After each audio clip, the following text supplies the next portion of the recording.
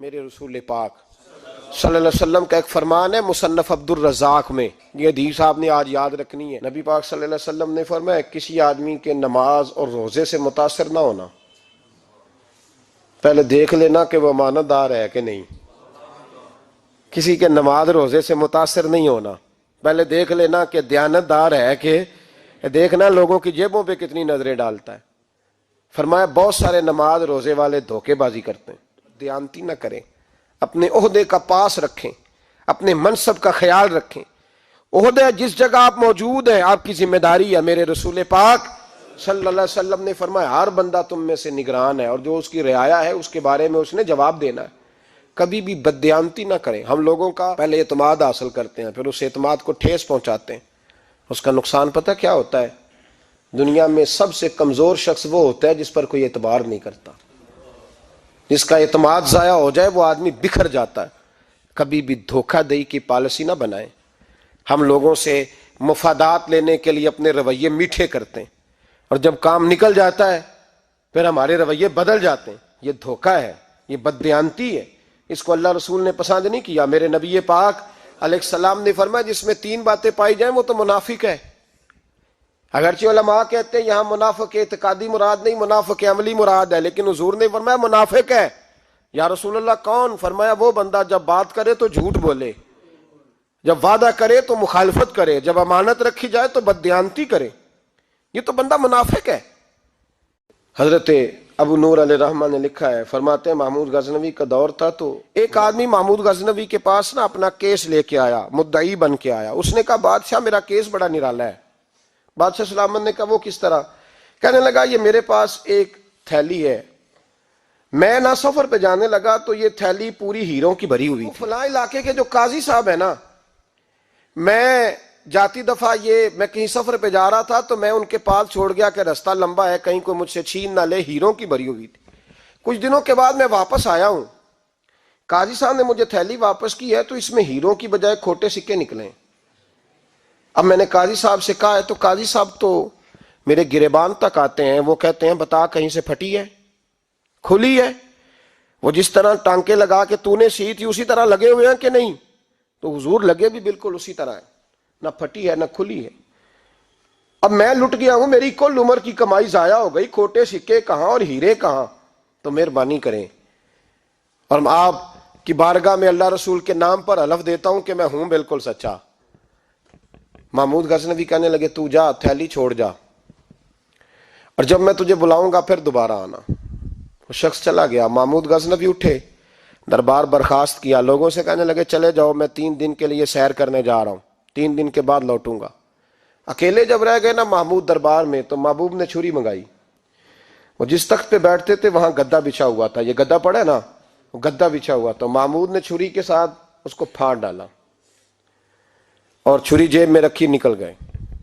کہنے لگے میرے بعد کوئی میرے دربار والے احاطے میں داخل نہ ہو۔ محمود چلے گئے۔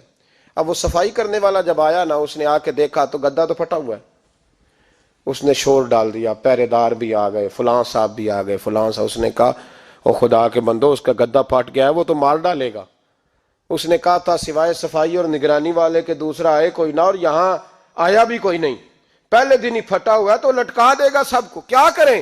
شور ہو گیا، سارے دربار کے ملازمین اکٹھے ہو گئے۔ ایک بندہ بولا، کہنے لگا فکر نہ کرو، میں کیسے بندے کو جانتا ہوں، اس طرح سیے گا کہ جس نے پھاڑا ہوگا اسے بھی پتہ نہیں چلے گا کہاں سے پھٹا تھا، ایسا بہترین رفو کرے گا کہ پتہ بھی۔ اس نے کہا یار ہم سارے 1 مہینے کی تنخواہ دیتے ہیں، تو بندہ بلا۔ وہ بلا لیا اس کو، اس کا نام محمد رفو گر تھا۔ وہ آیا، اس کو گدا دکھایا، اس کا یار اس طرح سینا پتہ نہ چلے۔ اس نے کہا فکر ہی نہ کرو، میں بڑا کاریگر ہوں۔ بڑے بڑے کاریگر لوگ نہیں ہمارے ملک میں پائے جاتے، کوئی نشان چھوڑتے ہیں پیچھے؟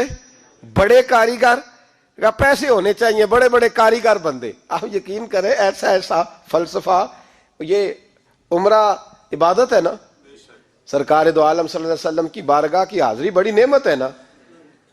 تو سعودی گورنمنٹ نے پابندی لگا دی، خیر ان کی بھی زیادتی ہے، اس طرح کی پابندیاں شریعت اسلامیہ میں جائز نہیں۔ اللہ کے گھر مسلمان جب چاہے جا سکتا ہے، لیکن وہ کہتے ہیں جی 2000 ریال دے جس نے 2 سال بعد بھی آنا ہے۔